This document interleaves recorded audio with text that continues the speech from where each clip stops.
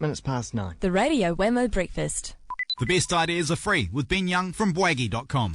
In to refresh our heads this morning with some ideas. It is Ben Young from Bwaggy, BWAGY.com. G'day there, Ben. Good morning.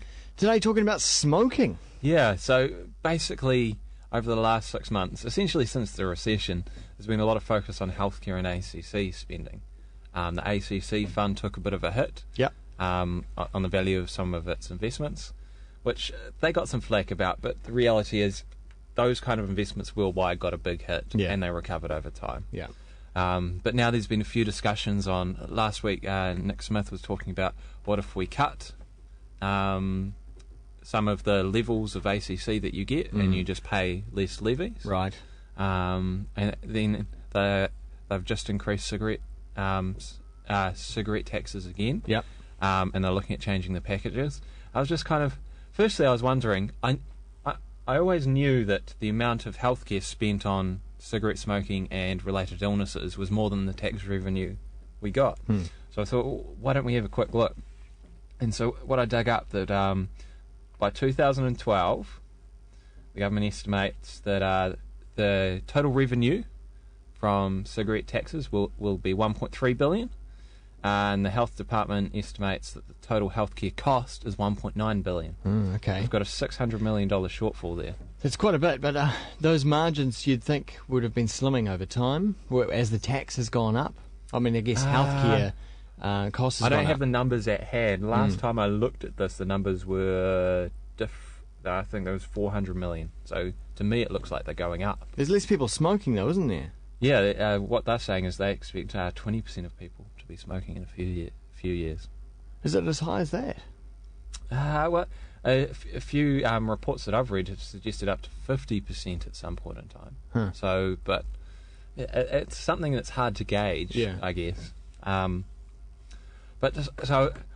it kind of comes back to that age-old decision that countries have to face of, do we start segmenting people and going, look, you smoke, we're going to tax you higher. You smoke, we're not going to do that for you. And that's what happens at the moment. It's a consumption tax. If you consume something which we don't really want you to consume, which is why we're taxing it, you're going to have to pay a premium to do so.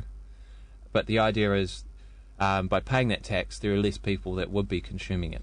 So it's an economic principle. If you want to encourage your behaviour, you need to incentivise it. So by taxing it, you're incentivising not smoking. So that's the fundamental behind it. And then I was like, well, hang on. How much are each of us paying for this shortfall?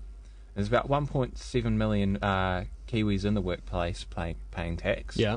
And so that means there's the $600 million shortfall, and all the working Kiwis have to pay for it, whether you smoke or not. And that's actually about $352 a year. It's significant, isn't it? Yeah, it adds up quite a bit. Yeah. So I think it's interesting. If we were to make that decision to charge smokers, working smokers would pay $1,700 a year. If you weren't to smoke, this is just to cover the shortfall, and this isn't taking into account administration costs or anything like that. And the rest of us would save save a few $100s. Which is actually quite interesting. But if we make that decision, do we start going, okay, you drink beer regularly?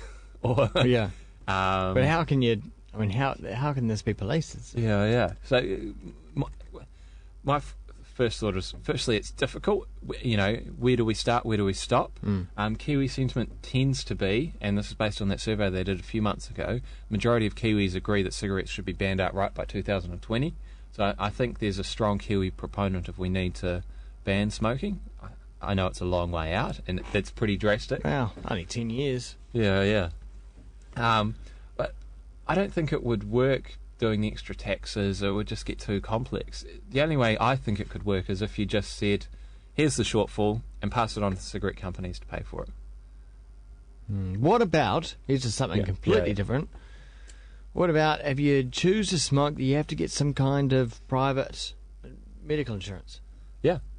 But the difficulty with that model is identifying people that smoke, people that start smoking and quit, people that quit then start again, regular smokers versus irregular. If you just pass the complete bill off to the cigarette companies and said, look, this is the result of all these cigarettes that you're selling. We'd like you to cover the shortfall. And that's going to force them to innovate, look at better ways of treating illnesses relating from smoking, and they'd start to look at decreasing the cost. And it's the same model that they use with environmental controls. Heavy polluters have to pay the carbon tax, and that up until the point where they have to pay the tax, they moan and complain that's going to increase costs significantly. But once the tax is in place, suddenly they have a motivation to cut their... which is the point, isn't it? Yeah, which is the point. So I know that's quite out there, but it was just a thought. Like, there are all these behaviours that each and every Kiwi is paying, and should we be paying them or shouldn't we be paying them? Should we be paying them for cigarette smokers? Should we be paying them for drink drivers? Should we be paying them for alcohol? And what other behaviours?